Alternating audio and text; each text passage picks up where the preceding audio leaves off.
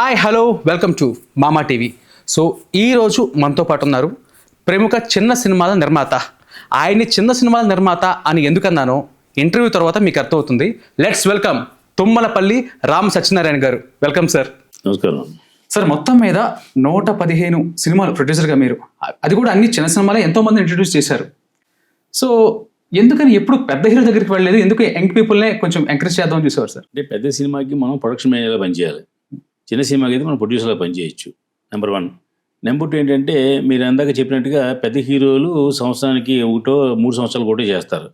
వాళ్ళు కూడా వాళ్ళు రెగ్యులర్గా ఉన్న బ్యానర్స్, వాళ్ళు రెగ్యులర్గా ఉన్న డైరెక్టర్లు వాళ్ళకి ఇస్తారు తప్ప మనలాంటి కొత్త ప్రొడ్యూసర్లు కానీ చిన్న ప్రొడ్యూసర్లు కానీ డేట్లు ఇవ్వరు. అందువల్ల మనం ఇవన్నీ చోటకి వాళ్ళ కోసం ప్రయత్నం చేయకుండా యంగ్ టాలెంట్ని మనం ఎంకరేజ్ చేస్తే దాంట్లో ఎవడో ఒక తేజ అవ్వచ్చు, ఒక వినాయకర్ అవ్వచ్చు, ఒక అలాగా గొప్ప డైరెక్టర్లు అవ్వచ్చు కదా. అదే వీళ్ళందరూ ఈ పెద్ద డైరెక్టర్లు అందరూ కూడా ఒకప్పుడు కొత్తగా చిన్న సినిమా తీసి లేదా కొత్తగా సినిమా తీసి కదా. ఎందుకంటే మోహన్ కృష్ణ గారు ఉన్నారు, ఆయన షార్ట్ ఫిల్మ్ తీశారు ముందు. ఆ తర్వాత గ్రహణం సినిమా దాని పేరు, అలా 5 లక్షలు తీశారు అప్పట్లో సినిమా. హిట్ అయితే ఆయనకి అద్భుతమైన పేరు వచ్చింది, తనిఖీల భరణి గారి అవార్డు కూడా వచ్చింది. అవును. అలాగే ఏంటంటే షార్ట్ ఫిల్మ్ తీసి పెద్ద డైరెక్టర్లు ఉన్నారు, టీవీ సీరీస్ తీసి సూపర్ డైరెక్టర్లు ఉన్నారు. ఎగ్జాంపుల్ రాజమౌళి గారు శాంతి నివాసం అని ఒక సీరియల్ తీశారు. దాని వేళ ఎంత పెద్ద డైరెక్టర్ అయ్యారు. కాబట్టి ఆల్రెడీ ప్రూవ్ అయిన డైరెక్టర్ని, ప్రూవ్ అయిన హీరోని మనం కొత్తగా వాళ్ళనేమి బాగుపడాల్సిన అవసరం లేదు. వాళ్ళ ఇండస్ట్రీకి ఆల్రెడీ ఇట్లు ఇచ్చున్నారు కాబట్టి వాళ్ళతో మన పని లేదు. కొత్త టాలెంట్కి ఇస్తే దాంట్లో ఎవడో ఒకడు పెద్ద డైరెక్టర్ అవ్వకపోతాడా అనే ఉద్దేశంతో మనం ఇస్తాం. రెండోది ఏంటంటే మా కంఫర్టబిలిటీ కోసం వాళ్ళు మనకు అనుకూలంగా ఉంటారు, అంటే వాళ్ళు ఓన్ ఎఫర్ట్స్ పెడతారు. అంటే ఎగ్జాంపుల్ ఒక లొకేషన్ ఉందనుకోండి, నేను వెళ్తే 10,000 చెప్తారు. అదే ఆ డైరెక్టర్కి కనుక అతనికి అవకాశం ఇస్తే అతను ఎక్కడో ఆబ్లిగేట్ చేసుకుని లేకపోతే తెలిసిన వాళ్ళతో చుట్టాలను బంధువులను తీసుకుని ఒక ఆబ్లిగేషన్ అతను ఉపయోగించుకుంటాడు. సో కాస్ట్ కటింగ్ సినిమాకి మనకి అతని వల్ల కాస్ట్ హెల్ప్ అవుతుంది. అదే సార్. కానీ అంటే నేను తరచూ వినేది ఏంటంటే చిన్న సినిమాలు బయటికి రావడం అనేది చాలా కష్టం అని చెప్తూ ఉంటారు. మీరు చూస్తే మాత్రం గిన్నిస్ రికార్డ్ 115 సినిమాలు ప్రొడ్యూస్ చేయడం జరిగింది. సో మీరు ఎలాంటి ప్రాబ్లమ్స్ ఫేస్ చేశారు? ఏం లేవు, ప్రాబ్లమ్స్ ఏం లేవు. తిరిగినప్పుడు ప్రాబ్లమ్స్ ఉంటాయండి. సినిమా తీయడం నా దృష్టిలో పెన మీద అట్టేసి తిరిగేసినట్టే. ఓకే. రిలీజ్ చేయడం ఇంకా ఈజీ. ఓకే. కొత్త వాళ్ళకి ఏంటి తెలియక అమాయకంగా వాళ్ళు రాంగ్, అంటే వీళ్ళందరూ కొత్త వాళ్ళు ఏంటంటే సూపర్ హిట్ సినిమా తీస్తున్నారని ఫీల్ అవుతున్నారు. సూపర్ హిట్ సినిమా ఇది అని ఫీల్ అయ్యి సినిమా తీస్తున్నారు. నేను ఈ సినిమా ఆడదు అని తెలిసి సినిమా తీస్తున్నాను. మా డైరెక్టర్ ఉన్నాడు అనుకోండి, నా సినిమా ఫ్లాప్ అయినా పర్లేదు, డైరెక్టర్కి ఫ్లాప్ రాకూడదు ఉద్దేశంతో ఆ డైరెక్టర్ తప్పన పడతాడు. ఒక టెక్నీషియన్ సినిమా గురించి ఆలోచిస్తే హిట్ అవుతుంది తప్ప నిర్మాత ఆలోచిస్తే హిట్ అవ్వదు. నిర్మాత వల్ల సినిమాలు హిట్ అవ్వవు, ఎవరి వల్ల కూడా అవ్వదు. ఎప్పుడో గతంలో రామానాయుడు గారు లాంటి వాళ్ళు సినిమా మీద మహానుభావులు వాళ్ళు ఒక్కళ్ళే ఈ సినిమా హిట్ అవ్వాలి అని దాని మీద 100% ఎఫర్ట్ పెట్టేవారు. ఇప్పుడు అలా లేదు. ఇంకా నిర్మాతను పెద్ద పట్టించుకునే ఎవరు లేరు. ఓన్లీ డైరెక్టర్ లేదా హీరో లేదా టెక్నీషియన్. అలాగా ఆ సినిమాలో ఏదో ఒక ప్రాముఖ్యత కలిగిన వ్యక్తే సినిమా హిట్ కోసం ప్రయత్నించాలి తప్ప నిర్మాత ప్రయత్నిస్తే హిట్ అవ్వదు. అయితే ఇప్పుడు మనం తరచూ వినేది ఏంటంటే సార్, చాలా మంది ప్రొడ్యూసర్లు మీరు అన్నట్టుగా చిన్నవాళ్ళు మా సినిమా బయటికి రానివ్వట్లేదు, పెద్ద సినిమా వాళ్ళు మాకు థియేటర్లు ఇవ్వకుండా సినిమాను తొక్కేయడం జరుగుతుంది అని చెప్పడం జరుగుతుంది. సో దాని మీద మీ అభిప్రాయం ఏంటి? అసలు అవన్నీ తప్పండి. ఎందుకంటే ఒక సినిమాని ఇంకోటి తొక్కడం ఎవరి వల్ల కాదు, హిట్ అయిన సినిమాని ఆపడం ఎవరి వల్ల కాదు. హనుమాన్ అనే సినిమా సంక్రాంతికి అయితే ఇబ్బంది పడతారని ముందు డిస్ట్రిబ్యూటర్ అందరికి చెప్పారు ఆ ప్రొడ్యూసర్కి. లేదు నేను హనుమాన్ సంక్రాంతికి వేస్తాను అన్నాడు. అది సక్సెస్ అయ్యాడు. విషయం ఏంటంటే కంటెంట్ ఉంది. అదే సార్. కాబట్టి అది మరి ఎందుకు హిట్ అయింది? అంది పెద్ద సినిమాలు పడినా కూడా థియేటర్లు దొరకలేదు, ఇవ్వలేదు అన్నా కూడా 2వ వారం అతనికి థియేటర్లు అబ్నార్మల్ పెరిగినాయి. హిట్ సినిమాకి ఎప్పుడు ఉంటాయండి. ఫ్లాప్ సినిమాకి మీరు 100 థియేటర్లు వేసినా మన్నాడు మనుషు కూడా జనం ఉంటారు. ఇప్పుడు సపోజ్ భారతీయుడు 2 అనే సినిమా వచ్చిందండి. నేను సోమవారం థియేటర్కి వెళ్తే అక్కడ మాకు టికెట్ బుక్ చేసుకుంటే ఆన్లైన్లో వాళ్ళు మెసేజ్ ఫోన్ చేశారు. వాళ్ళు ఏమంటే మీ 9 o'clock షో టికెట్ బుక్ చేశారు కానీ టెక్నికల్ ప్రాబ్లంతో సినిమా ఇవాళ వేయట్లేదు అన్నారు. టెక్నికల్ ప్రాబ్లం ఏంటంటే ప్రొజెక్టర్ బాగోవడం కాదు, జనం లేదు థియేటర్లో. నా ఒక టికెట్ దిగిందంట, ఆన్లైన్లో తీసాం కాబట్టి షో క్యాన్సిల్ చేసామన్నారు. కాబట్టి ఇక్కడ తొక్కడాలు ఎక్కడానికి అబద్ధాలన్నీ. టాలెంట్ని ఎవడో తొక్కలేడు. ఎందుకంటే ఇక్కడ కాదు అక్కడ ఎక్కడో ఒకడో బయటపడుతుంది. ఒక థియేటర్ ఇచ్చారనుకోండి, ఆ థియేటర్ కూడా ప్రూవ్ చేసుకోవచ్చు. అలాగే ఆనంద్ అనే సినిమా వచ్చింది గతంలో. ఆ రోజున శంకర్ దాదా MBBS అనే సినిమా రిలీజ్ చేశారు. చిరంజీవి సినిమా ముందు రిలీజ్ చేస్తాడు, అమ్మాయికుడు ఎవరో ఇతను అనుకున్నారు. అతని పేరు శేఖర్ కమల. ఆ సినిమా ఒకే ఒక థియేటర్లో తెలంగాణలో రిలీజ్ చేశారు. అది ఎంత సూపర్ హిట్ అయిందో మీ అందరికి తెలుసు. అలాగే ఎవడు టాలెంట్ ఆపలేడు, ఎవరో తొక్కలేరు. పోతే ఇంకోటి ఏంటంటే సంవత్సరానికి 52 వారాలు అయితే ఒక 10 వారాలు పెద్ద సినిమాలకు పెద్ద రిలీజ్ ఉంటాయి. పండగలు, సంక్రాంతి, విజయదశమి లాంటి సినిమాలు. అప్పుడు తప్ప మిగతా అన్ని థియేటర్లు దొరుకుతున్నాయండి. ఇప్పుడు మీరు సినిమా తీసుకొస్తే మీకు 300 థియేటర్లు కావాలా, 400 థియేటర్లు కావాలా, నేను ఇప్పిస్తా. చాలా మందికి ఇప్పించాను, ఇప్పుడు కూడా ఇప్పిస్తా. అయితే థియేటర్లు నేను ఇప్పించగలను, కానీ థియేటర్ ప్రేక్షకుని ఎవరు తీసుకొస్తారు? అది మీరు తీసుకోవాలి. మీరు అంటే ఆ ట్రైలరు, ఆ పోస్టరు తీసుకురావాలి, అతని టాలెంట్ మీద. అది ఇలాంటివి కాకుండా వేస్టేజ్ చాలా చేస్తున్నారు కొత్త నిర్మాతలకు తెలియక.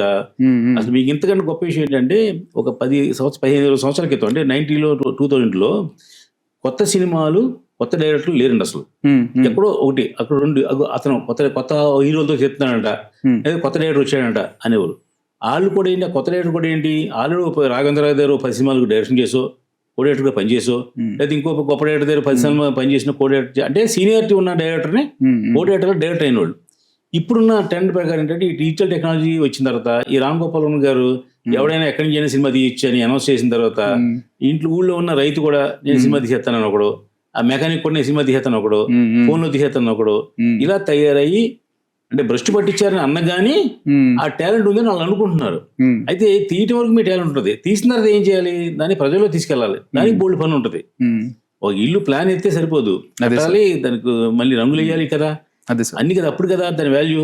అలాగా తెలియక సినిమాలు తీస్తున్నారు. ఇప్పుడు 100 సినిమాలు రిలీజ్ అయితే దాంట్లో 90 సినిమాలు కొత్త హీరోలు, కొత్త డైరెక్టర్లే. 90లోకి వెళ్ళండి ఒకసారి, కొత్త డైరెక్టర్లో తేనె మనసు సినిమా ఉందనుకో, సపోజ్ తేనె మనసు సినిమా అందరూ కొత్తతో తీశారు అప్పట్లో, నేను చెప్పేది. ఆయన డైరెక్టర్ మాత్రం ఆదిత్య సుబ్బారావు గారు. అలాగా ఏ కొత్త హీరోలతో సినిమాలు తీసినా కూడా దానికి డైరెక్టర్ అనేది సుప్రీం ఉంటాడు. అదే సార్. అలా ఇప్పుడు కూడా ఒక పెద్ద బ్యానర్ కానీ, ఒక పెద్ద డైరెక్టర్ కానీ కొత్తలతో తీస్తేనే ఆడుతుంది. ఓ తేజ గారు ఉన్నారు, ఒక సినిమా తీశారు, అప్పుడు తేజ ఇన్ఫ్లుయెన్స్ ఉన్న వ్యక్తి, ప్లస్ రామోజీరావు గారు ప్రొడ్యూసర్. ఆ సినిమా చిత్రం అనే సినిమా తీశారు, ఫస్ట్ సినిమా. అలా ఏదో బ్యాక్గ్రౌండ్ నుండి సినిమా తీయాలి తప్ప, మీ డబ్బు ఉంది కదా అని మీ తమ్ముడు హీరో, మీ అబ్బాయి ఏమో డైరెక్టర్ అని సినిమా తీసేస్తున్నారు. అది తప్పరేటే నాకు అనవసరం, తీసుకొచ్చి వాళ్ళు, కానీ ఆ సినిమాలు జనం ఎందుకు చూస్తారు అని ఆలోచించాలి. మళ్ళీ చాలా సందర్భాల్లో సార్ ఉన్న డబ్బులతో సినిమా మొత్తం తీసేసి ప్రమోషన్ కోసం సోషల్ మీడియాలో కొంచెం మాకు ప్రమోట్ చేయండి, మాకు మంచి మూవీ బయట తీసుకురండి అంటారు. సో ఒక ప్రొడ్యూసర్ అనే వ్యక్తి డబ్బులు ఉన్నప్పుడు సినిమా మేకింగ్ గురించి ఎంతైతే ఆలోచించాలో దాని తర్వాత ప్రమోషన్స్ కూడా. సార్ అదే ఇప్పుడు మీరు కోటపల్లి సినిమా తీద్దాం అనుకుంటున్నారు అనుకోండి, బడ్జెట్ వేసుకోవాలి. మనం ఒక సినిమా ప్లానింగ్ చేసినప్పుడు మనం కోటపల్లి బడ్జెట్లో సినిమా ప్లాన్ చేస్తే దానికి ఒక 75 లక్షల రూపాయలు సినిమాకి కాస్ట్ ఆఫ్ ప్రొడక్షన్ పెట్టుకోవాలి, ఒక 25 lakhs రిలీజ్కి పెట్టుకోవాలి. అదే సార్. అప్పుడు ఏమవుతుందంటే ప్లానింగ్ ఉంటుంది, సినిమా రిలీజ్ అవుద్ది సక్సెస్ఫుల్గా. కానీ మీరు కోటపల్లిలో ప్లాన్ చేసి అనుకోకుండా బడ్జెట్ పెరిగిందని దానికి 50 లక్షలు మళ్ళీ ఎక్కడో అప్పులు తెచ్చి, ఆ 50 లక్షల రూపాయలు తెచ్చడం కోసం మళ్ళీ ఇంకోటి చేసి, ఆ తర్వాత రిలీజ్కి ఏమో మనం డబ్బులు లేవు కాబట్టి ప్రమోషన్ చేయలేకపోతున్నాం, థియేటర్ దొరకట్లేదని ఇలా చేస్తారు. ఇదంతా అన్ప్లానింగ్ వల్ల జరిగే డ్యామేజ్. Okay sir. ఇట్టో ఫ్లాప్ వేరే విషయం వదిలేయండి, మేము తీసిన సినిమాలు అన్ని ఇట్లేం లేవు, బట్ మేము హ్యాపీగా ఉన్నాం, సేఫ్గా ఉన్నాం, మాకు తెలుసు ఆ సినిమా ఇట్ అవుతుందో లేదో మాకు ముందే తెలుసు. మాకు మరి తెలిసి ఎందుకు చేస్తున్నారంటే, తెలిసి మరి నేను తెలిసి ఫ్లాప్ చేస్తున్నాను, చాలా మంది తెలియక ఫ్లాప్ చేస్తారు. ఒకటిగా ఆన్సర్ ఒకటిగా, మనకి ఎక్స్పీరియన్స్ ఉంది కాబట్టి ఈ సినిమా ఎందుకు ఆడుతుంది, దీంట్లో హీరో ఎవడున్నాడు, ప్రేక్షకుడు థియేటర్ ఎందుకు వస్తాడు అని మాకు తెలిసే సినిమా చేస్తున్నాం. కానీ మీకు తెలియక మీరు ఎందుకు చూడరు, బాగుంటే పలానా సినిమా చూశారు కదా, మ్యాడ్ చూశారు కదా, ఆయి చూశారు కదా అని మీరు అనుకుంటారు. ఆయిలు, మ్యాడ్లు, ఇలాగా బలగాలు ఒక 10 సినిమాలు హిట్టని, కొత్త సినిమా. ఆ 10 హిట్ అవ్వడానికి మీకు తెలియని రహస్యం ఏంటంటే, ఆ 10 సినిమాలు తీసింది కొత్త నిర్మాత కాదు. అదే సార్. ఆ తీసిన దానికి ఎవరంటే ఒక పెద్ద ప్రొడ్యూసర్, ఒక దిల్ రాజు గారు లాంటి వాళ్ళు ఒక సినిమా తీశారు. అలాగే ఒక సితారా ఆర్ట్స్ వాళ్ళు ఒక సినిమా తీశారు, మ్యాడ్ అనే సినిమా. సితారా ఆర్ట్స్ అనే బ్యాక్ డ్రాప్ ఉంది, దానికి 7 కోట్లు బడ్జెట్ అయింది. అలాగే బలగం అనే సినిమా తీసింది దిల్ రాజు గారు, దానికి 5 కోట్లు బడ్జెట్ అయింది. 10 లక్షలకి 50 లక్షలకి అవ్వలేదు సినిమాది. ఆ డైరెక్టర్ కూడా వేణు అన్న అతను ఆల్రెడీ జబర్దస్త్ లో ఎక్స్పర్ట్, నాగార్జున దర్శనం. ఇలాగా ప్రతి హిట్ సినిమా వెనకాల మన ఆయన సినిమా వచ్చింది, మళ్ళీ కమిటీ కుర్రోళ్ళ సినిమా వచ్చింది. కమిటీ కుర్రోళ్ళు ప్రొడ్యూసర్ ఎవరు, నాగబాబు గారు అమ్మాయి. అంటే ఎక్స్పర్ట్స్ కదా వాళ్ళు, ఆ బ్యానర్ వాల్యూ ఉంటుంది కదా, దానికోసం థియేటర్ ప్రేక్షకుడు వచ్చారు ముందు. బాగోపోతే వాళ్ళు దాని రారు. ఇదే దిల్ రాజు గారు అబ్బాయి ఒక సినిమా తీశారు, దిల్ రాజు గారు అబ్బాయిని హీరోగా పెట్టి లవ్ మీ అని. ఆ సినిమా జనం రాలేదు. ఎందుకు రాలేదు, విషయం లేదు కాబట్టి. అంటే థియేటర్ వరకు వెళ్ళడానికి మీ సినిమా, మీ బ్యానర్ వాల్యూ అన్ని పనిచేస్తాయి. హిట్ అవ్వడానికి దాంట్లో కథ ఉండాలి, ఏదో నచ్చిన పాయింట్ ఉండాలి. ఇలాగా ప్రతి సినిమా హిట్ అయిన సినిమా వెనకాల ఉంది. అనే సినిమా వచ్చింది, అది గీతా ఆర్ట్స్ తీశారు సినిమా. అవును సార్. ప్లస్ ఆ హీరో ఎవరు, ఎన్టీఆర్ బాంబర్. అంటే 2 ప్లస్ పాయింట్లు ఉన్నాయి దాంట్లో. ఏమి మీ సినిమాలు నా సినిమాలు ఏముంటాయి, కొత్త ప్రొడ్యూసర్, కొత్త డైరెక్టర్, కొత్త హీరో తీస్తే ఎందుకు జనం చూస్తారు. అదే సార్. అంటే నేను ఇండస్ట్రీ బాగుండాలి, చూడాలి కోరుకుంటున్నాం. ఇప్పుడు మీ సినిమా కూడా తీయచ్చు, మీరు కూడా సినిమా తీయచ్చు. ఎంతలో తీయాలి, మీ సినిమాకి ₹1 కోటి మార్కెట్ వాల్యూ ఉంది అంటే 1 కోటిలో తీయాలి. లేదా ప్రేక్షకుల్ని ఎంత డబ్బు చూసినా అంతలో తీయాలి. తీస్తే మళ్ళీ ఇంకో సినిమా తీయటే పని చేస్తారు మీరు. మన సినిమా పేరు చెప్పకూడదు, ఒక ఆయన 2.5 కోట్లు పెట్టి సినిమా తీశాడు. ఆఖరిన ₹1,00,000 ఓటీటీ రైట్స్ అమ్మలేక యూట్యూబ్ రైట్స్ అమ్మాడు. అంటే ఓటీటీ కూడా కొనలా, శాటిలైట్ కొనలా, థియేటర్లో రిలీజ్ అయింది, టక్మని వెనక్కి వచ్చేసింది. ఇంకేముంది మార్గం అంటే ఓన్లీ ₹1,00,000 మాత్రం వచ్చే యూట్యూబ్ రైట్స్ ఉన్నాయి. అది ఎందుకు ₹1,00,000 అమ్మారని అడిగాను నేను. అంటే ఇప్పుడు నేను సినిమా తీసాను నేను చెప్పుకున్నాను సార్, జనం తెలియదు, అట్లీస్ట్ యూట్యూబ్ లో ఉంటే ఫ్రీగానే చూస్తారు ఉద్దేశం తీసాను. అంటే మీరు తీసే సినిమా యూట్యూబ్ కోసం తీసినట్టు అయింది ఆఖరి. అదే సార్. కాబట్టి ఇది ఈ విషయం, ఆ పరిజ్ఞానం కొత్తగా మీరంటూ ఎవరికైనా ఇలాంటి ఇంటర్వ్యూ ద్వారా తెలుసుకుని నీ సినిమా యూట్యూబ్కి వస్తుంది కాబట్టి యూట్యూబ్ బడ్జెట్ లో సినిమా తీ, సక్సెస్ అవుతావు. Okay sir. కాస్ట్ ఫెయిల్యూర్ అవ్వవు. అదే సార్. ఫెయిల్యూర్ వేరు, కాస్ట్ ఫెయిల్యూర్ వేరు. మన తీసిన సినిమా ఫ్లాప్ అవచ్చు కానీ మనం ఫ్లాప్ అవ్వకూడదు. అదే సార్. అంటే ఇప్పుడు నువ్వు టార్గెట్ ఏంటి, పుష్ప 2 అనే సినిమా టార్గెట్ ఏంటంటే పాన్ ఇండియా సినిమా, దానికి 1000 కోట్లు ఖర్చు బడ్జెట్ అవుద్ది. అలాగే రిటర్న్ కూడా 1200 కోట్లు వస్తుంది బిజినెస్, అది 900 కోట్లు వస్తుంది, గ్యారెంటీ ఉంది దానికి. ఈ చిన్న సినిమాకి గ్యారెంటీ లేదు. గ్యారెంటీ లేనప్పుడు ఎందుకు అన్ని కోటి పెట్టి తీయాలి? కోటి పెట్టి తీయకపోతే అవుద్ది, ఖచ్చితంగా అవుద్ది. ఇప్పుడు వెబ్ సిరీస్ తీస్తున్నారు, అవుతున్నాయి కదా, టీవీ సీరియల్ తీస్తున్నారు, అవుతున్నాయి కదా. ఇప్పుడు నీ సినిమా వచ్చేది యూట్యూబ్ లో కదా, ఇంక నీకు యూట్యూబ్కి వచ్చినప్పుడు టీవీ సీరియల్ తీయి, టీవీ సీరియల్ బడ్జెట్ లో తీయి, టీవీ సీరియల్ లాగే తీయి. దాంట్లో బోల్డ్ మెలుగులు ఉన్నాయి. నేను చెప్పేది ఇది సోదంతా ఎందుకు చెప్తున్నానంటే, తెలిసినోడికి ఎలా తెలుసు, తెలియనోడికి వల్ల ఒక నలుగురైనా బాగుపడతారని చెప్పారు. ఎంతో మందికి అవగాహన లేక చేతులు కాల్చుకుంటున్నారు సార్ చాలా మంది. ఇప్పుడు మీరు సినిమా ప్లాన్ చేశారు, ఆ సినిమాకి థియేటర్లో రిలీజ్ చేయడానికి ఒక ఖర్చు అవుద్ది, ఓ 10 లక్షలు ఖర్చు అవుద్ది. ప్లస్ సినిమా తీస్తున్నాను అంటే ఒక లొకేషను రామోజీ ఫిల్మ్ సిటీలో ఉంది, ఒక లొకేషన్ ఉంది, అది సినిమా అంటే 50,000 తీసుకుంటాడు. అదే నేను వెబ్ సిరీస్ తీస్తున్నాను అంటే అదే లొకేషన్ 30,000 తీసుకుంటాడు. అదే యూట్యూబ్ సీరియల్ తీసుకుంటున్నాను సార్ అంటే అదే లొకేషన్ 10,000 తీసుకుంటాడు. లొకేషన్ మారదు, మీ రేట్లు మారుతాయి. అలాగే ఒక కెమెరామెన్ ఉన్నాడు, ఓ లైట్ మ్యాన్ ఉన్నాడు. ఇప్పుడు మీరు సినిమా అనేటికి ₹250 తీసుకుంటాడు లైట్ మ్యాన్. నేను సీరియల్ తీస్తున్నానంటే 650 తీసుకుంటాడు, అదే లైట్ మ్యాన్. అంటే నీ టార్గెట్ ఆఖరికి నువ్వు వచ్చేది సీరియల్కి వస్తావు, నీ సినిమా టీవీలోనే వస్తుంది తప్ప థియేటర్ రాదు, థియేటర్లో జనం చూడరు అని జ్ఞానం నీకు తెలిస్తే నువ్వు ఖచ్చితంగా ఇలా తీసుకుంటే నీ ₹1,00,00,000 బడ్జెట్ సినిమా 50 లక్షలు అవుద్ది. This is secret of business. అది నువ్వేమనుకున్నావు అంటే లేదు ఈ సినిమా అలా కొడుతుంది ఇలా కొడుతుంది అది ఇచ్చేస్తానని మీరు అనుకుని సినిమాగా తీసి మేకింగ్ అంతా ఒకటిగా, సినిమాకైనా సీరియల్కైనా వెబ్ సిరీస్కైనా తొక్క మీటింగ్ ఓపెనింగ్ అంతా మేకింగ్ అంతా ఒకటే, ఏం మారదు. ఓకే, కెమెరా ఒకటే, అన్నీ ఒకటే అండి, ఏమీ మారదు దీంట్లో. సినిమాకి అయితే సెన్సార్ ఉంటుంది, దీనికి సెన్సార్ లేదు. సెన్సార్ అనేది ఖచ్చితంగా చేయించుకోవాలి, ఎందుకంటే సెన్సార్ అనేది మీ రైట్స్. అది అంటే మీకు యు ఆర్ ద ప్రొడ్యూసర్ అని తెలియడం కోసం సెన్సార్ చేయించుకోవాలి. కాబట్టి తప్పదు అది. మిగతా అన్నీ కూడా వేస్ట్. లేదు నేను ప్రొడ్యూసర్ సలహా చెప్పాను, ఏమనంటే ముందు యూట్యూబ్లో రిలీజ్ చేయి, సినిమా నీకు బాగుంది లేదా జనం చూస్తున్నారు అనిపించింది అనుకో, అప్పుడు థియేటర్లో రిలీజ్ చేద్దామన్నా. అదేంటి సార్ పైనుంచి కింద రావాలి కదా అన్నాడు. అవసరంలా, నువ్వు ఏ సినిమా తీసి ఎవరు తెలియదు, నువ్వు రిలీజ్ చేయి, దాన్ని పైకి పంపిస్తాను నీకు నేను అని చెప్పాను. ఓకే, ఎందుకంటే థియేటర్లో రిలీజ్ చేస్తే 10 లక్షలు ఖర్చు అవుద్ది, జనం చూడరు, వెనక్కి వచ్చేస్తాయి. వచ్చేసిన తర్వాత యూట్యూబ్లో పెడతావు, అయితే అప్పుడు ఓటీటీలో పెడతావు, ఏదో పెడతావు కదా. ఇప్పుడు రానా లాంటోడు, వెంకటేష్ రానా బాబు లాంటోడు ఒక సీరియల్ వెబ్ సిరీస్ తీసి డైరెక్ట్ రిలీజ్ చేశారు, సినిమా తీయలేదు, రిలీజ్ చేయలేదు.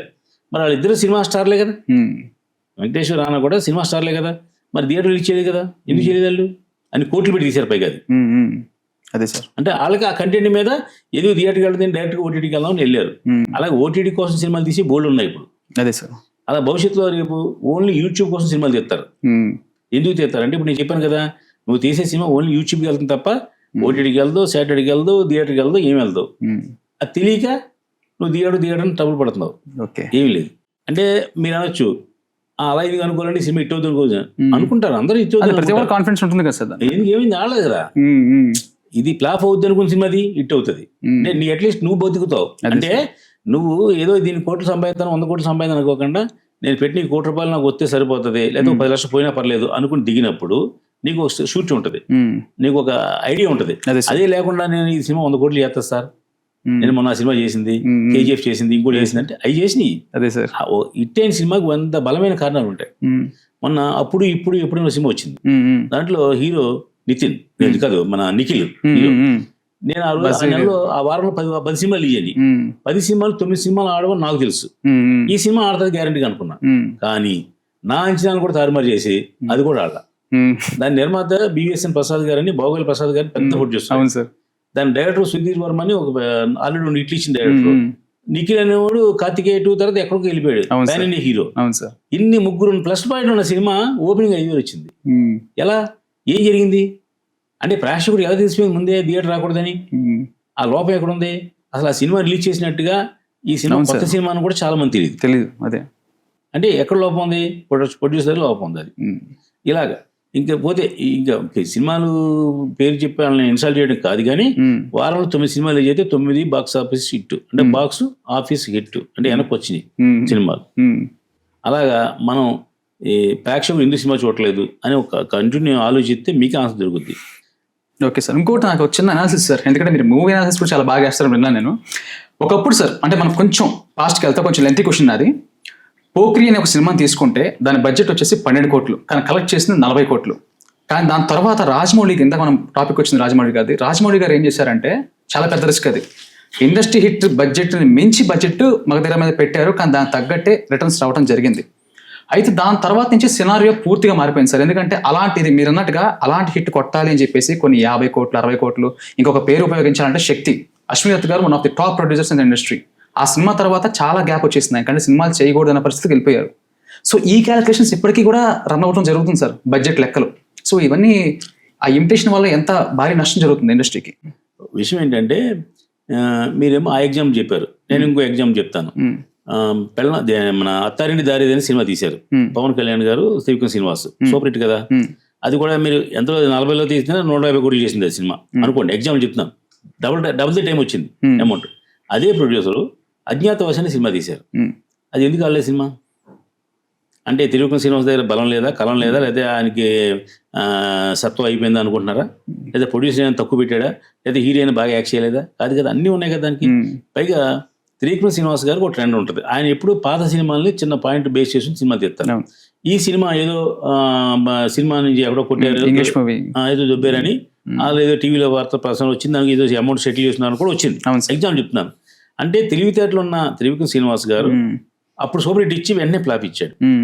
అప్పుడు ఇండస్ట్రీ అంతా ఏమనిచ్చారంటే త్రివిక్రమ్ శ్రీనివాస్ అయిపోయిందా అనుకున్నారు. కానీ ఈయనే మళ్ళీ అలవైకుంఠపురంలో సూపర్ డూపర్ హిట్ ఇచ్చాడు. అందువల్ల దీంట్లో త్రివిక్రమ్ శ్రీనివాస్ తప్పు కాదు, హీరో తప్పు కాదు, ప్రొడ్యూసర్ తప్పు కాదు. వీళ్ళు ఎన్నుకున్న కథని ప్రేక్షకుడు చేరలేదు. అంటే వీళ్ళు అనుకున్న పాయింట్ని ప్రేక్షకుడు రిసీవ్ చేసుకోలేదు. అజ్ఞాతవాసికి అలవైకుంఠపురం కంటే ఎక్కువ ఖర్చు పెట్టారు. దాంట్లో ఇంకా అల్లు అర్జున్ కంటే పవన్ కళ్యాణ్ పెద్ద హీరో కదా, అప్పుడు అవ్వలేదు. అంతకుముందు అత్తారింటి దారి సినిమాలో పవన్ కళ్యాణ్ సూపర్ హిట్ కదా, సూపర్ హిట్ వెనకాల ఇంకో సూపర్ హిట్ ఉండాలి కదా, అది కలగలేదు. అంటే ఈ క్యాలిక్యులేషన్స్ ఏం లేవండి. శక్తి ఫ్లాప్ అయింది, ఇంకోటి ఫ్లాప్ అయింది అనేది లేదు. ఏంటంటే మనం టచ్ చేసే పాయింట్ జనానికి ఎందుకు రీచ్ అవుద్ది, ఎలా రీచ్ అవుద్ది అని ఆలోచించాలి. మీకు శక్తి సినిమా ఫ్లాప్ అవడానికి కారణం ఏంటంటే ఆ శక్తి పీఠాల మీద మనం ఎవరు టచ్ చేయకూడదు. ఓకే. అలాగా ఇండస్ట్రీలో ఇంకో సెంటిమెంట్ ఏంటంటే వెంకటేశ్వర స్వామిని ఎవరు టచ్ చేయకూడదు. Okay sir. వెంకటేశ్వర స్వామి మీద ఒక సినిమా హిట్ అయింది, వెంకటేశ్వర వైభవం అని చెప్పేసి టీటీడీ దేవస్థానం వాళ్ళు తీశారు. ఆ సినిమా అప్పట్లో హిట్ అయింది. ఆ తర్వాత వెంకటేశ్వర మహాత్యంలో సినిమా తీశారు, అది హిట్ అయింది.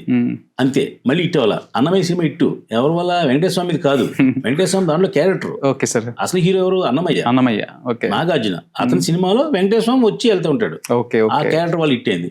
ఆ తర్వాత మళ్ళీ వెంకటేశ్వర స్వామి సోలో హీరోగా పెట్టి 7 కొండల వాడని ఒక సినిమా తీశారు ఒక్కరోజు వాళ్ళ. ఆ తర్వాత విఎంసి దొరసామరాజు గారు సినిమా తీశారు, అది వాళ్ళ. అలాగా వెంకటేశ్వర స్వామిని ఒకసారి ఎవరు టచ్ చేయకూడదు, ఆ దేవుణ్ణి. అతను టచ్ అయితే అన్ని సినిమాలు ఫ్లాప్ అయినాయి. ఓకే. ఇంకో లాజిక్ ఏంటంటే దేవుడిని ఒకసారి చూస్తారు. ఇప్పుడు వెంకటేశ్వర స్వామి ఎలా ఉంటాడంటే ఎన్టీ రామారావు ఉంటాడని మనకు మనసులో ఉండిపోయింది. అలాగే కృష్ణుడు ఎలా ఉంటాడంటే ఎన్టీ రామారావు ఉంటాడు. మన కృష్ణుడిని మీరు ఎవరు చూసారు? నేను చూడలేదు, మీరు చూడలేదు కదా. ఎన్టీ రామారావు కృష్ణుడు ఎన్టీ రామారావు అనుకున్నారు. అలాగే కృష్ణుని మీద జేసస్ మీద సినిమా తీశారు, కరుణామయుడు అనే సినిమా. దానికి విజయ్ చంద్ర గారు హీరో. అంటే కరుణామయుడు అనే జేసస్ అనేవాడు ఇలాగ ఉంటాడు అని ఆశేష ప్రజానిక మైండ్లో ఉంది. ఆ తర్వాత మళ్ళీ మీరు హీరోగా పెట్టి సినిమా తీసినా, మీరు కృష్ణ వేషం వేసినా, నేను కృష్ణ వేషం వేసినా జనం చూడరు. అదే సార్. అలాగే ఎన్ని చూడండి, ఒక్కసారి హిట్ అయిన హీరోని మళ్ళీ టచ్ చేస్తే మళ్ళీ ఆడలేదు. అలాగే జేసస్ మీద ఆ సినిమా తీసిన తర్వాత, కరుణామయుడు తీసిన తర్వాత 10 సినిమాలు వచ్చినాయి. అవును సార్. ఏది ఆడల. కృష్ణ గారు కూడా చేశారు ఒక సినిమా, ఆడలేదు. అలాగే సాయిబాబాని ఫస్ట్ కే వాసు గారు డైరెక్టర్ ఒక సినిమా తీశారు, దాంట్లో కూడా ఆయన చేశారు, విజయ్ చంద్ర గారు. ఆ సినిమా సూపర్ హిట్. ఆ తర్వాత సాయిబాబా మీద 10 సినిమాలు వచ్చినాయి, ఏది ఆడల. కారణం ఏంటంటే దేవుడు అనేవాడిని ఒకసారి మనం చూపించిన తర్వాత మైండ్ ప్రజల ప్రేక్షకుల్లో ఆ ఫిగరే ఉంటుంది. అతను టచ్ చేసి మళ్ళీ ఇంకో దేవుని టచ్ చేసి 2 సినిమాలు అనేసి మళ్ళీ ఏది లేవు చూసుకోండి. త్యాగే కానివ్వండి, ఇంకోటి కానివ్వండి. త్యాగే ఒకసారి రాగే గారిని పెట్టి తీశారు, తర్వాత జేవి స్వామిని పెట్టి తీశారు వాళ్ళ. అలాగే ఏ దేవుడైనా సరే మీరు చూసుకొని వెనకరండి. మళ్ళీ సత్యనారాయణ స్వామి మహత్యం పూర్వం ఎన్టీ రామారావుని పెట్టి తీశారు, తర్వాత సుమన్ గారిని పెట్టి తీశారు మొన్న వాళ్ళ. ఏ సినిమా కూడా ఆడదు. అయితే మళ్ళీ ఎన్టీ రామారావు మనం తేలాం కాబట్టి ఈ జనరేషన్ లో సుమన్ గారు పెట్టారు. అది ఎంతవరకు చేయాలి అంతవరకు చేసింది, సోపెట్ కాదు. ఈ దేవుళ్ళు అనే వాళ్ళని ఒకసారి టచ్ చేస్తే మళ్ళీ టచ్ చేయకూడదు. అలా మీరు ఎవరు టచ్ చేయని దేవుడు ఎవరు ఉంటే నెత్తుక్కోండి, ఉంటారు ఒకళ్ళిద్దరు ఉన్నారు, నేను చెప్తాను తర్వాత. వాళ్ళు నేను టచ్ చేస్తున్నాను, మరి మీరు టచ్ చేయకూడదు కాబట్టి చెప్పట్లా. అలాంటి వాళ్ళకి టచ్ చేస్తే ఒకసారి చూస్తారు. అలాగే అయ్యప్ప స్వామి ఉన్నారండి. అయ్యప్ప స్వామి అయ్యప్ప అని ఒక సినిమా వచ్చింది, డబ్బింగ్ సినిమా గతంలో. అది సూపర్ హిట్ 100 రోజులు ఆడిన సినిమా. అది అప్పట్లో మాన్షోలు వేసే సినిమాలు అనమాట ఆడింది. మళ్ళీ అదే స్వామి అయ్యప్పని బోడి సినిమా తీశారు, అయ్యప్ప మహత్యం అని, అయ్యప్ప పూజలు అని అవి తీశారు. ఏది వాళ్ళ దేవుళ్ళని మాత్రం ఒకసారి టచ్ చేసిన దేవుడిని ఒకసారి టచ్ చేయకూడదు. ఓకే, నెక్స్ట్ వచ్చేసి సార్ నాకు వచ్చిన డౌట్ సార్, ఇప్పుడు బహిరంగంగా ప్రొడ్యూసర్స్ ఈ సినిమాకి ఎంత బడ్జెట్ అని చెప్పడంలో చాలా చేస్తున్నారు, 30 కోట్లు 40 కోట్లు అని చెప్పేసి. కానీ థియేట్రికల్ రైట్స్ మీదే కదా సార్ సంపాదన వచ్చేది బ్యాక్కి. కానీ థియేట్రికల్ రైట్స్కి వచ్చేసరికి 16 కోట్ల బిజినెస్ 18 కోట్ల బిజినెస్ జరిగిందని చెప్పి చెప్తూ ఉంటారు. ఆ లెక్క ఏంటి సార్? అవునండి, 40 కోట్లు అయితే థియేట్రికల్ బిజినెస్ అనేది ఒక పార్ట్. సినిమా తీస్తే మీకు ఒక థియేట్రికల్ బిజినెస్, ఒక శాటిలైట్ బిజినెస్, ఒక ఓటీటీ బిజినెస్, ఒక ఓవర్సీస్ బిజినెస్, ఒక Hindi dubbing, Tamil dubbing, Malayalam dubbing, Kannada dubbing ఉంటాయి. అంటే ఒక సినిమా మీద 10 రకాల రైట్స్ ఉంటాయి. కాబట్టి మీరు చెప్పిన 50 కోట్ల సినిమా తీస్తే 18 కోట్లు థియేటర్ వస్తుంది, 10 కోట్లు హిందీ డబ్బింగ్ వస్తుంది, ఒక 5 కోట్లు తమిళ డబ్బింగ్ వస్తుంది, ఓవర్సీస్ 10 కోట్లు వస్తుంది, ఓటీటీ మీద 10 కోట్లు వస్తుంది. ఇన్ని లెక్కేసుకుంటాం. ఓకే, కానీ ఒకప్పుడు లెక్క మాత్రం ఓన్లీ థియేట్రికల్ రైట్స్ మీదే మన ఇండస్ట్రీ నడిచేది కదా సార్. అప్పుడు లేవు కదా, ఓటీటీ లేవు, ఈ శాటిలైట్ లేదు, ఏం లేదు కదా. అప్పుడు పూర్వం సినిమాల్లో ఏమి లేదు, ఓన్లీ థియేటర్ ఉండేదండి. మిగతా అన్ని పావలా వచ్చాయి. ఇప్పుడు ఏంటంటే, ఇప్పుడు సపోజ్ బెల్లంకొండ శ్రీనివాసరావు హీరో ఉన్నాడు, అతనికి ఓన్లీ హిందీ డబ్బింగ్ 15 కోట్లు వస్తుంది సార్. థియేటర్ లైట్స్ అందలేదు. మళ్ళీ థియేటర్ లైట్స్ ఒక సినిమా 5 కోట్లు వచ్చింది, ఒకసారి ఏమో రాలేదు, ఒకటేమో 10 కోట్లు వచ్చింది ఉంది. అతనికి లేదు అక్కడ స్టాండర్డ్. అలాగే ఆది సాయి కుమార్ హీరో ఉన్నాడు. అంటే నేను కామెంట్ చేయట్లా, అతనికి హిందీలో మార్కెట్ ఉంది, తెలుగులో పెద్ద లేదు, థియేటర్గా పెద్ద లేదు. అతనికి హిందీలో మాత్రం 3 కోట్లు 4 కోట్లు 5 కోట్లు కొంటారు. అప్పుడు ఏం చేయాలి మీరు? ఎక్కడ అతనికి మార్కెట్ ఉందో దాన్ని బేస్ చేసి మనం సినిమా తీయాలి.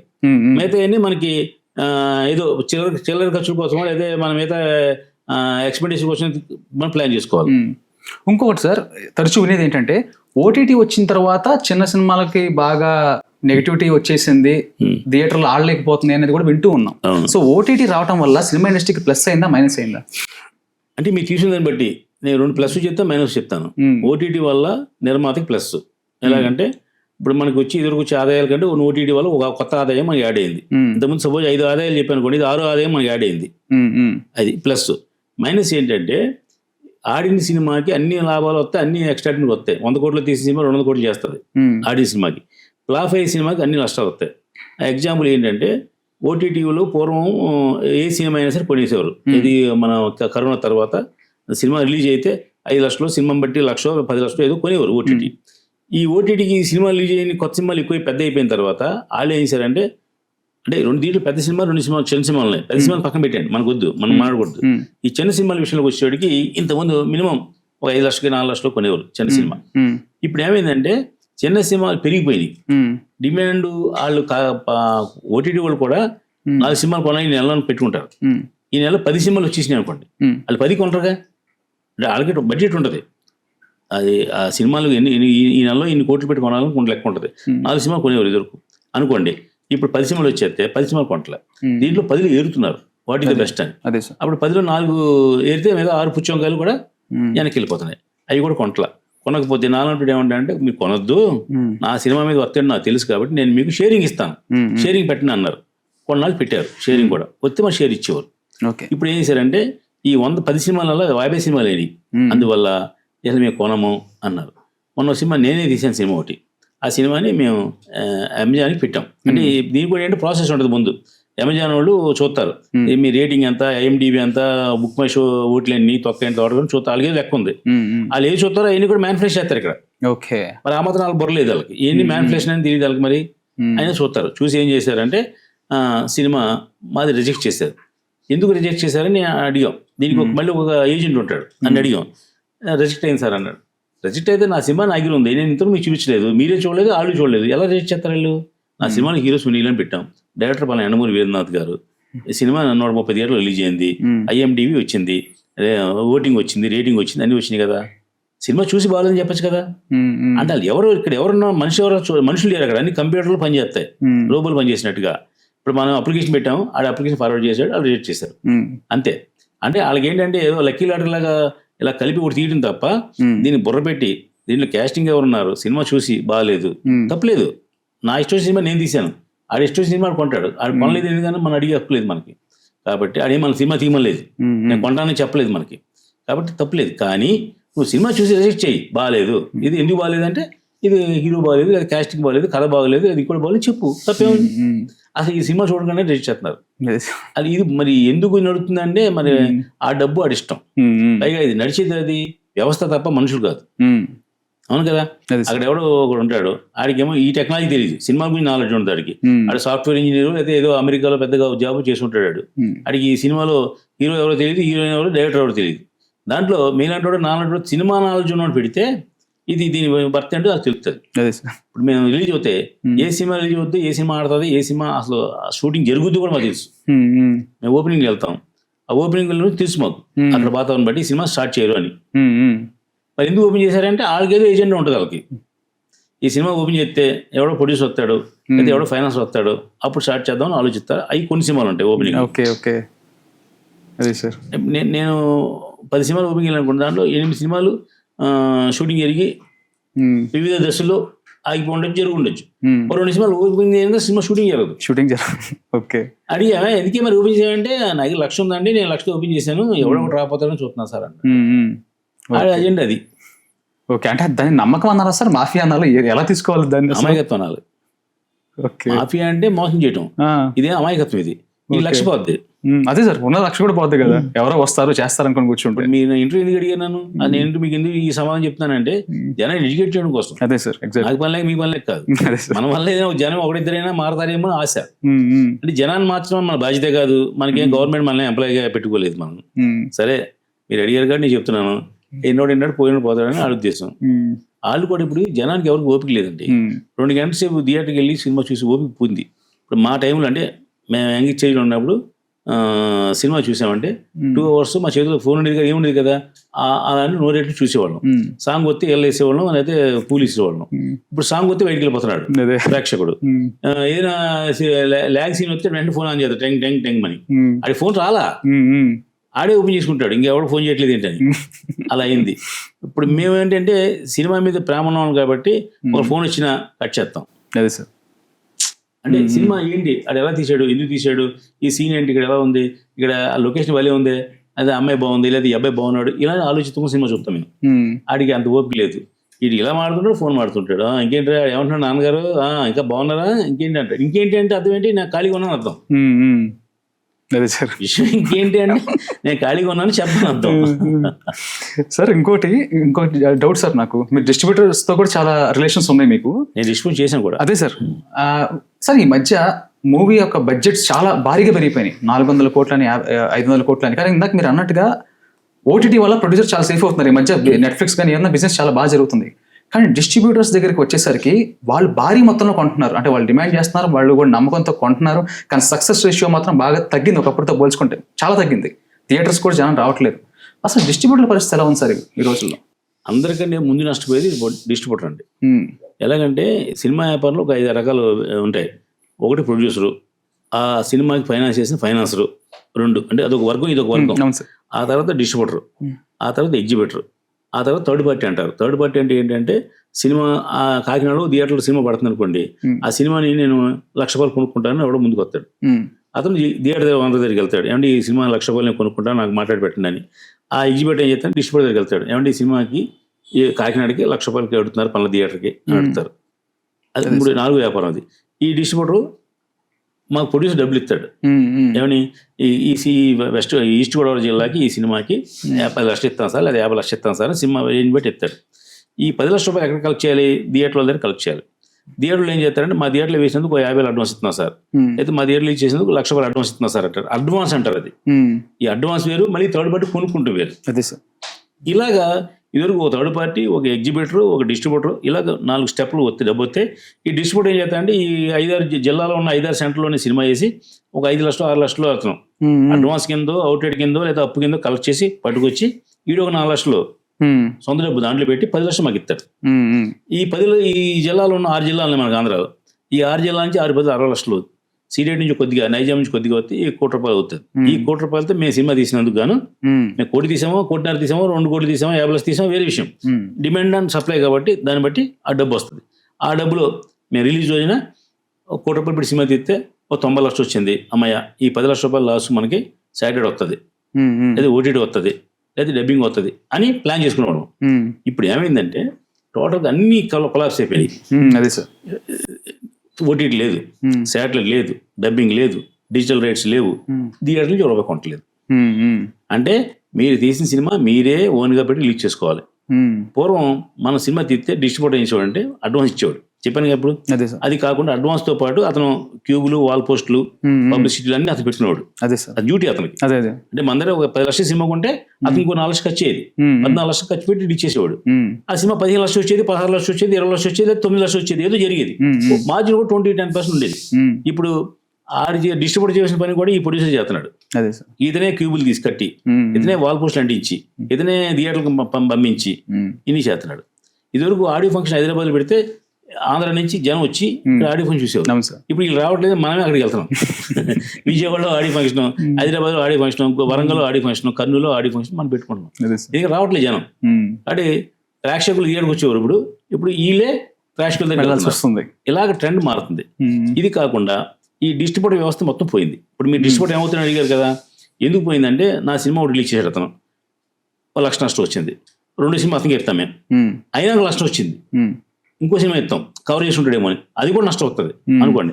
అప్పుడు ఏంటంటే 4వ సినిమాకి ఏమంటాడంటే, అయ్యా నేను మీకు డబ్బులు ఇవ్వలేను, మీరు పంపిస్తే నేను చక్కగా ఆ క్యూబులు వాల్ పోస్ట్ పెట్టి రిలీజ్ చేయగలను సార్ అని అన్నాడు. అని జరుగుతుంది, యాక్చువల్ జరిగేదే, ఇది ఊహ కాదు. ఓకే సరే, నా సినిమా మీద నాకు నమ్మకం ఉంది కాబట్టి నేను క్యూబులు వాల్ పోస్టులు పెట్టుకోరా అబ్బాయి, వచ్చే డబ్బు నాకు ఇవ్వను. మా జనరల్గా డిస్ట్రిబ్యూటర్ అందరూ డబ్బులు ఎగ్గొడతారంటారు, తప్పది. డబ్బు వస్తే ఇస్తారు మనకి. ఓకే, వాళ్ళు మోసం చేయరు. ఎప్పుడు మోసం చేస్తారంటే, ఓ ఫస్ట్ పార్ట్ సినిమా ఓ 1000 టికెట్ తీయని అనుకోండి, ఓ 10 టికెట్ నొక్కొచ్చు. అసలు మన టికెట్ 10 టికెట్ తెగో, ఎక్కడ నొక్కుతారు మనకి. కాబట్టి అసలు ఫ్రాడ్ అనేది జరగదు. ఈ పైగా ఏంటంటే ఒక థియేటర్, దానికి ఒక రిప్రజెంటేటివ్, మేనేజర్, ఇలా 3 మంది నెట్వర్క్ ఉంటుంది. మోసం చేయడం కుదరదు అసలు, ఎక్కడొక్కడ తెలిసిపోద్ది. కాబట్టి ఫ్రాడ్ అనేది జరగదు. డిస్ట్రిబ్యూటర్ ఏమవుతుందంటే 3 సినిమాలకి మనకు డబ్బు ఇచ్చాడు, 4వ సినిమా మనం అతనికి ఇచ్చినా కూడా అతనికి న్యాయం జరగలేదు, అంటే అతనికి హెల్ప్ అవ్వాలి.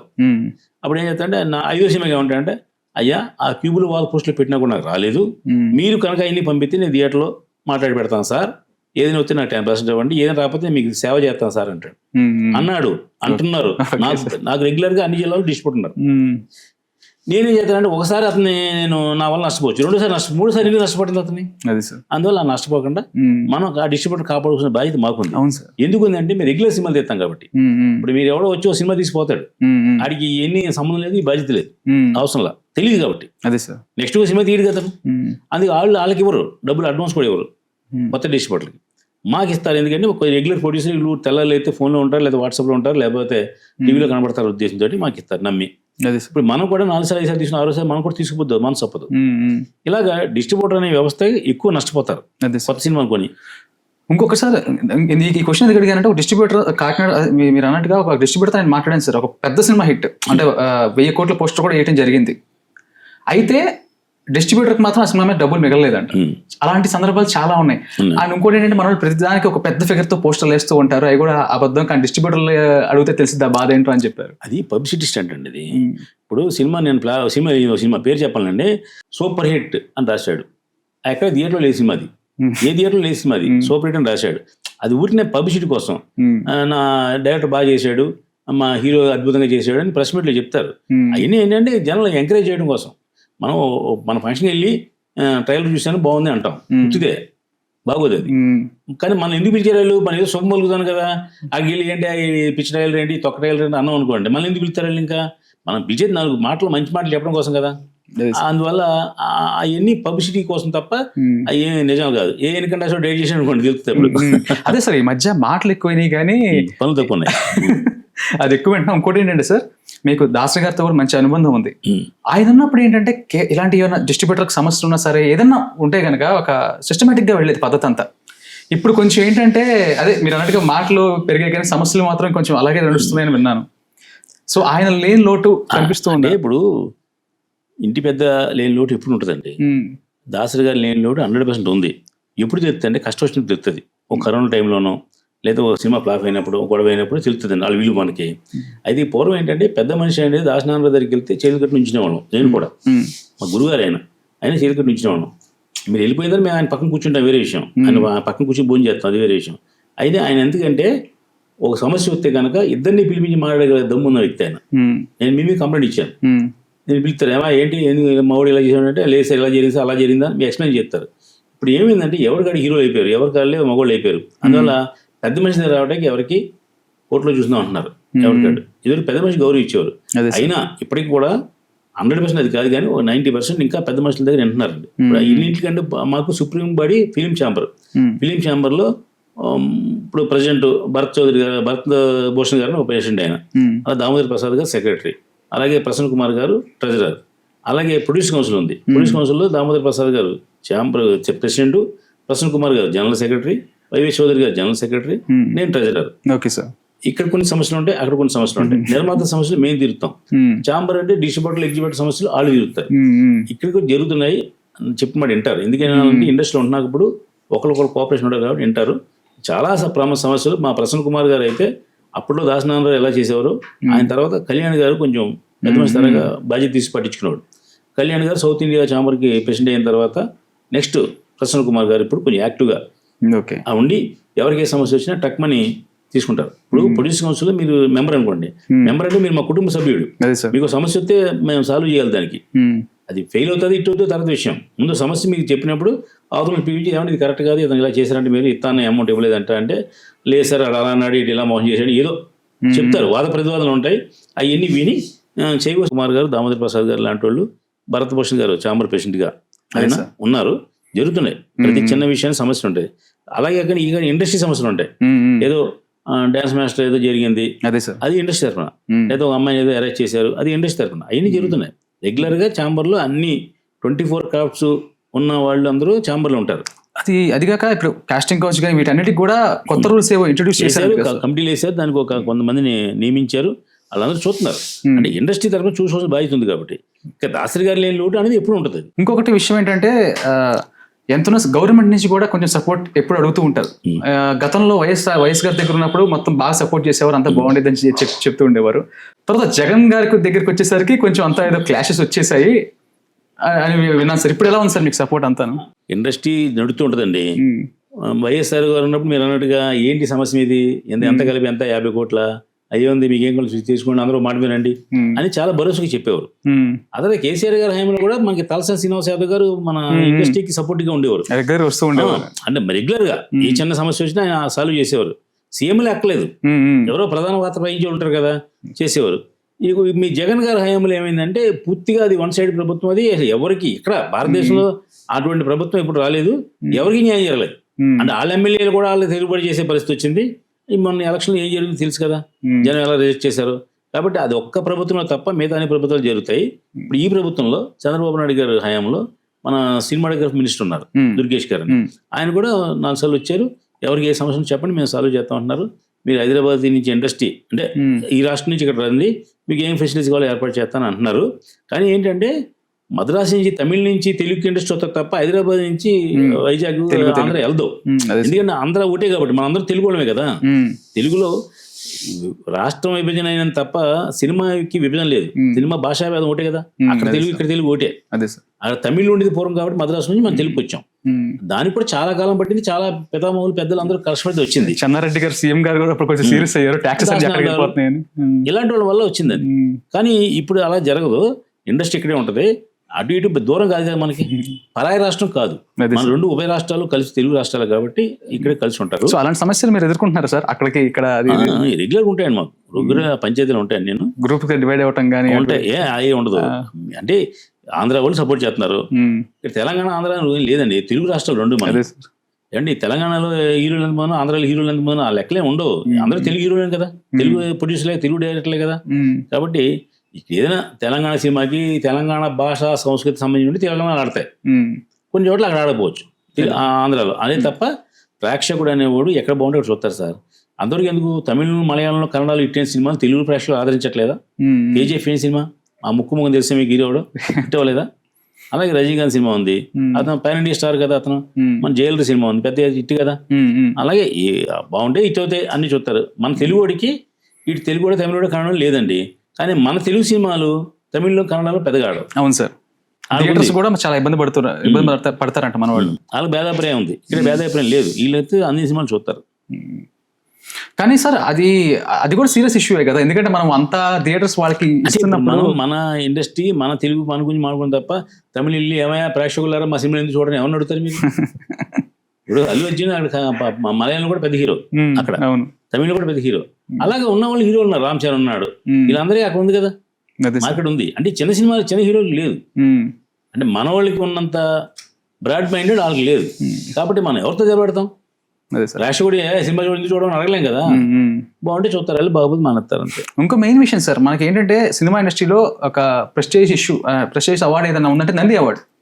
సో నంది అవార్డుకి వచ్చేసరికి ఏం జరుగుతుంది సార్ అంటే, అప్పుడు కేసీఆర్ ప్రభుత్వంలో కొంచెం డిలీట్ చేశారు ఇక్కడ, అక్కడేమో జగన్ గారి దెబ్బ వల్ల ఆగిపోయింది.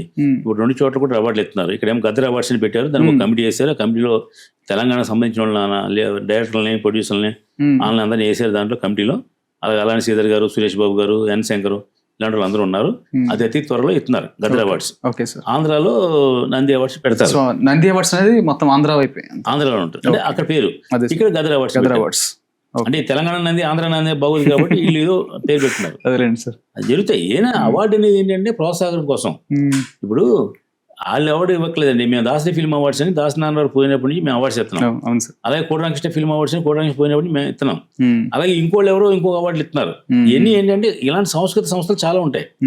ఆ వ్యక్తుల మీద ప్రేమ ఉన్న వాళ్ళు ఇంకోళ్ళు ఇస్తారు, కానీ గవర్నమెంట్ ఇచ్చే అవార్డు కొంచెం వాల్యుబుల్గా ఉంటుంది. అదే సార్, ఇక్కడ వ్యక్తిని బట్టి ఇచ్చేది కాదు, గవర్నమెంట్ అంటే పాలసీ మ్యాటర్ ఉంటుంది. ఇక్కడ అనుకోండి, నేను మీకు నచ్చితే ఇస్తాను, లేదా నచ్చకపోతే ఇంకోటికి ఇవ్వవచ్చు.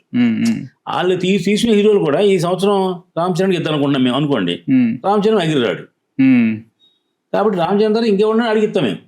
అదే గవర్నమెంట్ ఏదైతే కొంచెం ప్రెస్టీజ్ కాబట్టి ఇస్తారు వాళ్ళు వస్తారు వాళ్ళు. అదే సార్, ఇప్పుడు మేము గెస్ట్కి ఉత్తమ చిత్రం అని అంటాం. ఉత్తమ చిత్రం అంటే మేము ఇచ్చిన సినిమా ఉత్తమ చిత్రం కాదు, ఉత్తమ చిత్రం ఇంకా పెద్ద ఉంది, వాళ్ళు రారు కాబట్టి వీళ్ళకి ఇస్తున్నాం అంతే. ఓకే. అంటే ఈ మధ్య కూడా ఒకప్పుడు స్టార్డమ్ అనేది అవార్డ్స్ ని డామినేట్ చేసేది కాదు, కానీ ఈ మధ్య కొంచెం స్టార్డమ్ అవార్డ్స్ ని డామినేట్ చేస్తున్న పరిస్థితి మనం చూస్తున్నాం. అవును, ఐఫోన్ ఇవన్నీ ఉన్నాయి కదండి, ఆయన ఇస్తున్నారులేండి. సరే ఏదో ఒకటి మనం ఎవడో ఒకటి ఇస్తే ఎంకరేజ్ అవుతాడు, అందుకని లేదు. ఇప్పుడు మాకు 10 నంది అవార్డులు వచ్చినాయి అంటాడు, 10 నందులు ఇతను రావు, ఇతను సినిమాకి వచ్చి ఉంటాయి. ఆ సినిమాలో పనిచేసిన 10 మందికి వచ్చి ఉంటుంది. అలాగే ఏదైనా అవార్డులు అనేది అవతల యొక్క క్యాలిబరీని కొంచెం ప్రమోట్ చేయడానికి ఉపయోగపడుతుంది. ఏమంటుంది అన్ని ఉత్సాహం కోసం, ఉత్తేజం కోసం. యాక్చువల్లీ నేషనల్ అవార్డు కూడా అసలు మనం ఎక్స్పెక్ట్ చేయలేదు, ఒక మెయిల్ ఒక యాక్టర్ కి వస్తుందని చెప్పేసి. వచ్చింది కదా. ఒక క్వశ్చన్ సార్, అంటే బయట ఒక టాక్ ఉంది, మేమే తెలుసా. ఫస్ట్ ఆఫ్ ఆల్ దానికి ఒక క్వశ్చన్ ఏంటంటే, ఏం చాలా డబ్బు ఉన్నాడురా, ఏం లేదు టైం పాస్ గా సినిమాలు చేస్తూ ఉంటాడు ఆయన, అంటే ఆయన సంపాదన అంతా వేరు అని చెప్పేసి. ఏంటి సార్ అది? 100% డబ్బు ఉన్నాడు, నేను నాకే అప్పులు లేవు, ఆయనకి టైం పాస్. మీకు అసలు నాకు పార్ట్నర్స్ లేరు, నాకు ఫైనాన్సర్ లేరు, నేనే బోల్డ్ సినిమాలు ఫైనాన్స్ ఇస్తాను, నేను ఎవరితో పార్ట్నర్షిప్ చేయను, నేను సినిమా తీస్తే నా డబ్బు సినిమా తీస్తాను, నాకు ఆ భయం లేదు, నాకు ఆర్థికమైన ఇబ్బంది ఏం లేవు. నేను పెద్ద సినిమా కూడా తీయగలను, తీస్తే ఏం చేస్తాం, అదే తీసి ఏం పీకుతారు, తీసుకోవడం ఏం పీకుతున్నారు. ఇప్పుడు కంపెనీ ఉందండి, 10,000 కోట్లు 20,000 కోట్లు ఆస్తిపరుడు ఆయన, ఈ సంవత్సరం 5 ఫ్లాప్లు ఇచ్చారు. అంటే ఆయన డబ్బు ఉంది కాబట్టి పర్లేదు, నేను డబ్బు ఎందుకు పోగొట్టుకుంటాను? నేను కష్టపడి సంపాదించిన డబ్బు, అంటే ఆయన కష్టపడి సంపాదించిన డబ్బే, కానీ అది సాఫ్ట్వేర్ కంపెనీలో వాటిలో వచ్చింది ఈజీగా, వాళ్ళు సంపాదించుకున్నాను కాబట్టి వాళ్ళకి పోగొట్టుకుని ఆఫ్టర్ వాళ్ళకి. నాకేంటి ప్రతి రూపాయి నాకు లెక్కే, నేను వేస్ట్ ఎందుకు చేస్తాను నేను? కాబట్టి నేను పెద్ద సినిమా అయినా చిన్న సినిమా అయినా ఆ సినిమా అనేది ఫ్లాప్ అవుద్ది. 10% ఇట్లు ఉంటాయి, ఆ ఇట్లు 10% మనం ఉండకూడదు, ఉండలేము. ఎందుకు ఉండలేము అంటే మన దాంట్లో ఆర్థిక పరంగా అద్భుతమైన సినిమా తీసేంత కాస్టింగ్ లేదు, అద్భుతంగా సెటిల్ వేసి తీసేంత డైరెక్టర్లు లేరు.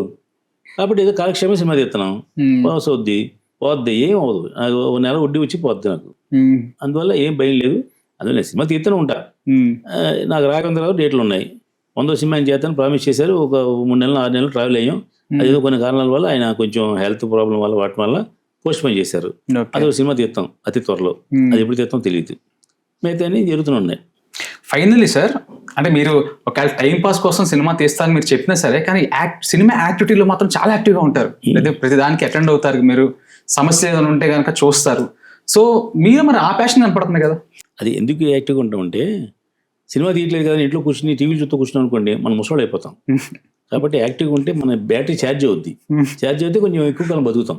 ఓకే. ఇప్పుడు నిస్పృహతో నిష్ఠూరంగా ఇంట్లో కూర్చుని ఎడుతూ కూర్చుంటే ఏం పనులవో. సినిమా ఆడట్లేదు లేకపోతే జనం చూడట్లేదు అని అంటే మనం ప్రయత్నం చేయటమే. రోజు పని చేస్తుంటే ఎప్పుడో ఒకటి పని జరుగుద్ది. రెండో చెప్పాను కదా, బ్యాటరీ ఛార్జింగ్. కారు 10 రోజులు కారు తీయలేదు అనుకోండి, బ్యాటరీ డౌన్ అవుద్ది. రోజు కారు తీస్తే సెల్ఫ్ చేస్తే ఛార్జింగ్ అవుతుంది, రీఛార్జ్ అవుద్ది. అలాగే మనం పని చేస్తుంటే జరుగుద్ది. ఇంకోటి ఏంటంటే, కాళ్ళు చేతులు బాగున్నప్పుడే 4 కార్యక్రమాలు చేసుకోవాలి. మీరు పిలిచారు, నన్ను పిలిచారంటే అభిమానికి పిలిచారు కదా సార్. నేను వెళ్ళి ఒకసారి ఆయన మీకు విష్ చేసి మీకు చిన్న బ్లెస్సింగ్స్ ఇచ్చాం అనుకోండి, రామకృష్ణ గారు నా దగ్గరికి వచ్చారు, నాకు సినిమాకి సపోర్ట్ చేశారు అనుకుంటారు. నేను సపోర్ట్ చేసిన ఆడదు, చిరంజీవి గారు సపోర్ట్ చేసిన ఆడదు, ఇంకోటి సపోర్ట్ చేసిన ఆడదు. వాళ్ళు నేను మంచి హృదయంతో వచ్చాం మీ దగ్గరికి, ఆల్ ది బెస్ట్ బ్లెస్సింగ్స్ ఇచ్చాం. కానీ మీ దాంట్లో ఆల్ ది బెస్ట్ లేదు, ఆల్ ది బ్యాడ్ ఉంది. దానికి కారణం మే కాదు. ఓకే. ఇప్పుడు ఓపెనింగ్ సినిమాలు పెద్ద పెద్ద హీరోలు పెద్ద పెద్ద మినిస్టర్లు వచ్చి ఓపెన్ చేస్తారండి. అవి ఎందుకు ఆడతాయి? నువ్వు వాళ్ళు మంచి హృదయంతో బాగుండాలని బ్లెస్ చేశారు. మీ దాంట్లో విషయం లేదు, ఎందుకు ఆడతాయి? రామానాయుడు గారు ఓపెన్ చేసిన ఆడదు, ఇంకోళ్ళు ఓపెన్ చేసిన ఆడదు. నేను చెప్పాను కదా, దిల్ రాజు గారు అబ్బాయి డైరెక్టర్, హీరో దిల్ రాజు గారి బ్యానరు అన్నీ ఉన్నాయి కదా, ఎందుకు ఆడలేదు? మరి దాసనాథరావు అబ్బాయి, దాసనాథరావు పెద్ద డైరెక్టర్, ఆడలేదు, ఎందుకు ఆడలేదు? లేదా ఒక ఎంఎస్ నాన్న మంచి కామెడియన్ ఫేమస్, ఆ కొడుకు హీరో, ఆడలేదు. అలాగే ఎన్ని రాఘవేంద్రరావు అబ్బాయి హీరో, రాఘవేంద్రరావు స్టఫ్ ఉన్న విషయం అయితే డబ్బు ఉంది, చాలా మంది హీరోలు ఇంట్రడ్యూస్ చేశారు, ఉంది, ఆడలేదు. ఆడపోవడానికి బ్యాక్గ్రౌండ్కి సంబంధం లేదు. సినిమాలో ఇప్పుడు నాకు చెప్పారు, అల్లు అరవింద్ గారు ఏదో మన మీటింగ్లో చెప్పారు, ఏమయ్యా మీ బామ్మని పెట్టి సినిమా తీస్తున్నాం కదా, నువ్వు ప్రమోషన్ రావచ్చు కదా అంటే, మనం ఎన్నాళ్ళు వెనకాల నుండి గెంటుతామండి, అతను ఒరిజినల్ టాలెంట్ ఉంటే అతను పైకి వస్తాడు, పైకి వస్తే మనం చేద్దామని చెప్పారు జూనియర్ ఎన్టీఆర్ అని ఆయనే ప్రెస్ మీట్లో చెప్పారు. ఇప్పుడు ఆ అబ్బాయి కూడా ఎప్పుడు మా బావ జూనియర్ ఎన్టీఆర్ అని చెప్పుకోలేదు. అతను హీరోగా కాకుండా మ్యాడ్ అనే సినిమా 3 హీరోలు ఒక హీరో. అవును సార్. సక్సెస్ అయింది కదా, ఆయన సినిమా సక్సెస్ అయింది కదా, దాంట్లో కూడా సోలో హీరో కాదు, సక్సెస్ అయింది కదా. అంటే ఇప్పుడు అలాగా ట్రెండ్ అతను సృష్టించుకోవాలి. బ్యాక్గ్రౌండ్ కొంతవరకు ఉపయోగపడుద్ది. ఆ సినిమా బాగోకపోతే జనం చూడరు. ఓకే. సో ఒక వర్డ్లో చెప్పాలంటే, కొత్తగా రావాలనుకుంటున్న ప్రొడ్యూసర్స్కి మీరు ఇచ్చే సలహా ఏంటి సార్? ఇది ఒకటి అండర్లైన్ చేసుకోండి. అండర్లైన్ చేయడం కుదరదు కాబట్టి గట్టిగా ఫోకస్ పెట్టుకోండి. ఏంటంటే, సినిమాని అసలు మీరు ఏ ఉద్దేశంలో సినిమా తీయడానికి వచ్చారు, మీ అజెండా ఏంటి? అంటే మీరు ఇక్కడ సినిమాలో ఎంజాయ్ చేద్దామని వచ్చారా, లేకపోతే తాగుదామని వచ్చారా, లేకపోతే ఇటు కొడదామని వచ్చారా, లేకపోతే ఫేమస్ అవుదామని వచ్చారా, లేదా నా పేరు నేను సినిమా ప్రొడ్యూసర్ అనిపించుకోవడం కోసం వచ్చారా? నిర్ణయించుకోండి. ఈ వీటిలో ఏ యాటిట్యూడ్ వచ్చినా డబ్బు పోద్ది, ఇటు రాదు డబ్బు పోద్ది. లేదు సిన్సియర్గా నేను డబ్బు సంపాదన కోసమే వచ్చాను అంటే అది కూడా ఖచ్చితంగా సక్సెస్ అవుతారు. మీరు అనుకున్న ఏం సక్సెస్ అవుద్ది. నేను ఫేమస్ అవుదామని వచ్చి ఫేమస్ అవుతారు, డబ్బు అవుద్ది. ఇటు కొట్టాలని వస్తే, సక్సెస్ఫుల్గా కొట్టాలని కసితో వస్తే 1, 2, 3 రావచ్చు ఫ్లాప్లు, 4ది డెఫినెట్గా హిట్ అవుద్ది. హిట్ అవ్వకపోయినా మీరు సేఫ్ అవుతారు, అంటే డబ్బు సంపాదనకు వస్తే. లేదంటే నేను సరదాగా అమ్మాయిలతో తిరుగుతాను, లేదా సరదాగా మందులు కొడతాను, సరదాగా నేను ఎంజాయ్ చేస్తానంటే అది మిగులుద్ది, డబ్బు పోద్ది. మీరు అనుకున్నది తదాస్తు అంటారు భగవంతుడు, అదే జరుగుద్ది. కానీ ఇవన్నీ పోతాయి. అలా ఇండస్ట్రీకి వచ్చేటప్పుడు ప్లాన్గా రండి. ఈ జోకే చెప్పట్లా, ప్లానింగ్గా రండి. అంటే మీరు నేను ఒక అజెండాతో వస్తున్నాను, ఇది ఏమైనా సరే ఇలా నేను దీంట్లో సాధిస్తాను అనుకుని వస్తే 1-2 నెలలు కష్టపడతారు, 3 నెలలు డెఫినెట్గా సక్సెస్ అవుతారు. అని ఉదాహరణ నేనే. ఇక మూడో విషయం ఏంటంటే, ఇక్కడ చిన్న సినిమా అనేది ఖచ్చితంగా థియేటర్లో జనం చూడరు, ఓటీటీలో చూడరు. చిన్న సినిమా అని మీరే అంటున్నారుగా, అంటే చిన్నదిగా చిన్నదిగానే ఉంటుంది, ఆడదు, చూడరు. ఏమంటే అది ఆడింది కదా అంటే, అది ఆడటానికి 100 కారణాలని చెప్పాను మీకు నేను. పైగా 100లో ఓటీ ఆడుతుంది. ఆ ఓట్లు మీరుంటారు ఏమనుకుంటారు, మీకేమనుకుంది? అది మూడో పాయింట్ ఏంటంటే, విజయవంతంగా సినిమా తీయండి. విజయవంతమైన సినిమా తీయక్కర్లేదు, విజయవంతంగా సినిమా తీయటం ఏంటంటే, ఈ కోటపల్లి సినిమా తీద్దామనుకుంటున్నాం, జనవరి 1 ఓపెనింగ్, ఏప్రిల్ రిలీజు, ఈ ప్లానింగ్ ఉంది కదా, ఈ ప్లానింగ్ ప్రకారం సినిమా రిలీజ్ చేయండి. ఈ సక్సెస్ అవుతారు ముందు, తర్వాత డబ్బు అవుతుందా తర్వాత చూద్దాం. అసలు ముందు దీంట్లోనే 100 సమస్యలు. ఓపెన్ చేసిన కాడి నుంచి ఆడు కొట్టుకుంటూ ఈడు కొట్టుకుంటూ, డైరెక్ట్ ఇలా అన్నాడని, ఆడు హీరో అలా అన్నాడు, ఆడు ఇక్కడ కొన్ని పంచాయతీలు స్టార్ట్ అవుతాయి, ఎన్ని రోజులు చాంబర్కి వస్తుంటాయి, ఆగిపోతూ ఉంటాయి, అయిపోయింది. అంటే మీరు అనుకున్న గమ్యం చేరలేపారు ముందు. అదే సార్, అదే విజయవంతంగా సినిమా తీయడం అంటే అది. విజయవంతమైన సినిమా తీయడం అనేది అంత పాజిబిలిటీ కాదు, ఇంపాసిబుల్. అయినా సరే అది జరగచ్చేమో ఛాన్స్ ఉంది, 10% ఛాన్స్ ఉంది. అది ప్రయత్నం చేయదు. కానీ 90లో ప్లాఫుల్లో మీరు ఉంటారు, 10% సక్సెస్లో ఉండొచ్చు, ఉండకపోవచ్చు. ఎగ్జాక్ట్లీ. ఇంకోటి ఫైనల్లీ ఒక కొత్త డైరెక్టర్ మీ దగ్గర రావాలంటే ఎలాంటి క్వాలిటీస్ మీరు ఎక్స్పెక్ట్ చేస్తున్నారు సార్? నేను కొత్త డైరెక్టర్ వచ్చినట్టు టకామైన సినిమా ఇవ్వను నేను. ఆ కొత్త డైరెక్టర్ అనేవాళ్ళు నా దగ్గర చాలా మంది ఉన్నారు. ఎందుకు చాలా మంది అంటే నాతో ట్రావెల్ అయిన ఉన్నారు. గతంలో నాకు సినిమా కోఆర్డినేట్ చేసిన ఉన్నాడు, అతను నన్ను ఇంప్రెస్ చేసి ఉంటాడు. లేదు మీరు కొత్తగా వచ్చారు, మీరు ఇంప్రెస్ చేస్తారు, నేను నమ్ముతాను. నీ కొత్త డైరెక్టర్కి అవకాశం ఇస్తాను. అలా అని చెప్పి రోజు ఇప్పుడు రండి అండి మీరు అంటే 100 మంది వస్తే నేను అందరూ 100 మంది సినిమాలు 100 సినిమాలు తీయలేను. కాబట్టి ఫస్ట్ నేను అతనితో ట్రావెల్ అవుతాను. ఓకే, నచ్చిందా లేదా చూస్తాను, అంటే యాటిట్యూడ్ చూస్తాను. కథ తొక్క అయినా అబద్ధాలు. సినిమా తీసే ముందు కథ విందాం, తీయ ముందు ప్రతి ఒక్కరి ప్రతి ఒడి సినిమా కథ చెప్తానంటాడు. చెప్తాడు, ఏం చేస్తాను నేను? ఇప్పుడు నీ మైండ్లో ఉన్న కథ చెప్తారు, నాకు ఆ మైండ్లో ఏముంది అది తెలియదుగా మీకు. నేను ఒక దేవుడి సినిమా చెప్తాను అనుకుంటున్నాను అనుకోండి, మీరు దెయ్యం సినిమా చెప్తారు, నాకు ఉపయోగం ఉంది అసలు? నేను దెయ్యం సినిమా చేద్దామని నా మైండ్లో ఉంటే మీరు చెప్తే దెయ్యం సినిమా నచ్చుద్ది, లేదంటే అలా కాదు ఈ దెయ్యాన్ని ఇలా చేయి, ఈ దెయ్యాన్ని అలా చేయని చెప్తాం, లేదా అలా చెప్తాం. అంతే తప్ప మీరు అనుకున్న కథ ఒకటి, నేను తీద్దామని మనసులో ఉన్న కథ ఒకటి. పైగా మీరందరూ నా దగ్గరికి వచ్చి ఉపయోగం లేదు, ఎందుకంటే నాకు కొన్ని రూల్స్ పరిమితులు ఉంటాయి. నేను డెఫినెట్గా నా ఈ బడ్జెట్ తీద్దాం, ఆ బడ్జెట్ తీయాలి. తీస్తారు లేదా తెలుసుకుని తీస్తాను ఇస్తాను. నేను ఒకసారి స్టార్ట్ అయిన తర్వాత నాతో ఎవరికి కోపం రాదు, నాతో ఎవరికి గొడవ రాదు. ఇప్పుడు నాకు బోల్డ్ మంది డైరెక్టర్ పనిచేశారు, ఇంతవరకు నేను ఎవరికి చిన్న మాట కూడా నేను అనలేదు, నన్ను కూడా అలా అనరు. ఎందుకంటే నేను మీకు ఇంత ఇస్తానని చెప్తా, అంతే ఇచ్చా. అంతలో సినిమా చేశాడు, ఫ్లాప్ అయింది, అతను కూడా ఏమన్నా నేను ఆశించలేదు, మీ గురించి ఇట్టు ఆశించలా. మీరు ఫ్లాప్ తీసారు, నేను ఫీల్ అవ్వలేదు, మీరు ఫీల్ అవ్వాలి. అదే నాకు ఫ్లాప్ వచ్చింది ఏంటని. మీకు ఫ్లాప్ వస్తే ఇట్టేది మీ చేతిలో ఉంది, నా వల్ల కాదు. నేనేమి దాంట్లో ఏలు పెట్టి ఈ హీరోని అలా చేయి, అబ్బాయిని ఇలా చేయి, నేను చెప్పేసి అలా చెప్పను. నేను షూటింగ్కి వెళ్ళను. నేను పూర్వం అయితే షూటింగ్ వెళ్ళి పొద్దున 6 షూటింగ్కి కూర్చునేవాడిని. ఒక 7-8 సంవత్సరాల నుంచి రామ్ గోపాలం గారితో సినిమా స్టార్ట్ చేసిన నుంచి నేను షూటింగ్కి వెళ్ళాను. నేను రామ్ గోపాలం గారి షూటింగ్ ఎందుకు వెళ్తానంటే ఆయన పక్కన కూర్చుని కోసం, ఆయనతో భోజనం చేయడం కోసం, ఆయనతో ఫోటో తీయడం కోసం వెళ్తాను తప్ప మిగతా షూటింగ్ అసలు వెళ్ళను, నాకు అవసరం లేదు. ఎందుకంటే నేను వెళ్తే అడిగి బడ్డీని అవుద్ది. నేను వచ్చాను కానీ నేను మర్యాదలు చేయడం, కాపీలు ఇవ్వటం, లేదా నేను సోది చెప్పే సోది అంతా వినటం, ఇంత టైం వేస్ట్ అవుతుంది. కాబట్టి ఆడి ఫ్రీడమ్ ఇస్తాం, బడ్జెట్ ఇస్తాం, ఆడు ఏది తీసుకొచ్చినా పర్లేదు, ఇట్టు నాకు అవసరం లేదు. మీకు కావాలి కాబట్టి మీకు ఇస్తారు, మీకు ఇట్టు వస్తే నాకు వస్తుందిగా, అదేగా ఇట్టు. అందువల్ల ఇప్పుడు కొత్త డైరెక్టర్లు చాలా మంది మా టచ్లో ఉన్నారు, ఇస్తాం, టైం వస్తుంది ఒకటికి. అంటే ఇక నేను కూడా ప్రతిదీ కమర్షియల్గా ఆలోచిస్తాను. నేనేమి దేశ సేవ చేయడం కోసం, ఇండస్ట్రీని బాగు చేయడం కోసం రాలేదు. నన్ను నేను బాగు చేసుకుంటూ 10 మందికి హెల్ప్ చేద్దాం వచ్చాను. హెల్ప్ మీన్స్ మాట సాయం, దాని ధర్మాలు చేసే గొప్పని కాదు, దానికి వేరే ఉన్నారు చేసేవాళ్ళు. నేను చెప్పేది ఏంటంటే మీరు ఇండస్ట్రీ రండి, మీరు నేను ఒక్కో మంచి పాయింట్ చెప్పాను, మీరు వినిపించుకోండి. మీరు తీసే సినిమా దేంట్లో ఆడుతుంది, థియేటర్లోనా, యూట్యూబ్లోనా, ఓటీటీలోనా, అది ముందు మెంటలే ఫిక్స్ అవ్వండి. ఆ రేంజ్లో తీయండి, ఆ బడ్జెట్లో తీయండి, సక్సెస్ అవుతారు. నేను 70 mm సినిమా తీస్తానని అదేమో ఆఖరికి ఏమో యూట్యూబ్లో వస్తుంది, అది ఉపయోగం ఉంది. నేను మనం చెప్పిన మీకు 2.5 కోట్లు పెట్టి ఒక సినిమా తీసాడు ఒక ఆయన, అంటే పేరు చెప్పి వాళ్ళని ఇన్స్టాల్ చేయకూడదు చెప్పట్లా. ₹1,00,000 ఓటీటీ యూట్యూబ్ రేట్స్ అమ్మాడు, ₹1,00,000. మీ సినిమా థియేటర్కి ఎన్ని సంకలనాలు నాకు తెలుసు, ఎంత కష్టపడాలో నాకు తెలుసు, ఎన్ని ప్రాబ్లమ్స్ ఉంటాయో నాకు తెలుసు. ఏంటి థియేటర్గా సినిమా ఓపెన్ చేసిన కాడి నుంచి లైట్ మ్యాన్తో గొడవ, ప్రొడక్షన్ మేనేజర్తో గొడవ, లొకేషన్లో గొడవ, ఫుడ్ గార్డ్ గొడవ, ఎన్ని గొడవలు తీసుకుని, హీరోతో గొడవ, హీరో ప్రమోషన్ గొడవ, ప్రమోషన్ అయినా నా హీరోలు ఎవరు నాకు సపోర్ట్ చేయట్లేదు, వాళ్ళు గొడవ. ఇన్ని సమస్యలతో సినిమా తీస్తే ఆఖరి అది ఫ్లాప్ అవుద్ది. ఫ్లాప్ అయినా మళ్ళీ పోతే పొడిసిపోతాడు. కానీ యాజ్ ఏ డైరెక్టర్గా నీకైనా ఫీలింగ్ రావాలంటే డెఫినెట్గా ప్లాన్ ఎందుకు జరగదు, జరుగుతుంది. అది తీసుకుని చేస్తే డెఫినెట్గా జరుగుద్ది. ఎవరిని వస్తే మేము రకరకాల సపోర్ట్ ఇస్తాం. నేను సినిమా తీయమంటే తీను, కానీ మీరు సినిమా తీస్తాను అనుకోండి, మీరు సపోజ్ ₹1 కోటి సినిమా అనుకోండి, మీరు 40 లక్షల క్యాష్ మీరు తెచ్చుకుంటే ఓ ₹30 లక్షలు షూటింగ్ ఖర్చు అవుద్ది. ఓ సపోజ్ ఎగ్జాంపుల్ చెప్తాను, ఓ ₹30 లక్షలు పోస్ట్ ప్రొడక్షన్, ప్రీ ప్రొడక్షన్ ఖర్చు అవుతుంది అనుకోండి. ఈ పోస్ట్ ప్రొడక్షన్ ఖర్చు, ప్రీ ప్రొడక్షన్ ఖర్చు నేను ఒకరిని మీకు అటాచ్ చేస్తాను. ఈ షూటింగ్ ఖర్చు ఒకరిని అటాచ్ చేస్తాం. మీరు పెట్టిన ₹40 లక్షల హీరో, హీరోయిన్, టెక్నీషియన్లు, ఆర్టిస్టులు వీళ్ళు డబ్బులు ఇచ్చుకోండి, నేను సినిమా చేసి పెడతాను, హెల్ప్ చేసి పెడతా, నాకేం సంబంధం లేదు. నేను పేరు వేసుకొని నేను షూటింగ్ నాకేం, నేను మార్చాయం చేస్తా. నాకు తెలిసిన ఒక స్టూడియో ఉంది, మీకు అప్ చెప్తా. నాకు తెలిసిన ఒక యూనిట్ ఉంది, నేను మీకు అప్ చెప్తా. వాళ్ళు మీకు క్రెడిట్ ఇస్తారు. అంటే ₹1 ఉంటేనే సినిమా తీయాలి రూల్ లేదు. మీరు 33% ఉంటే సినిమా తీయచ్చు, మిగతా 66% సపోర్ట్ చేస్తారు. అది రిలీజ్ రోజున నువ్వు ఇవ్వాలి డబ్బు, లేదు అట్లీస్ట్ వాళ్ళు పార్ట్నర్గా ఉంటారు. ఇవ్వలేకపోతే, రిలీజ్ అయిపోతే ఏం చేస్తారు, వాళ్ళు పార్ట్నర్గా ఉంటారు. ఇది కాకుండా మాకు వర్చువల్ గ్రాఫిక్స్ స్టూడియో ఉంది.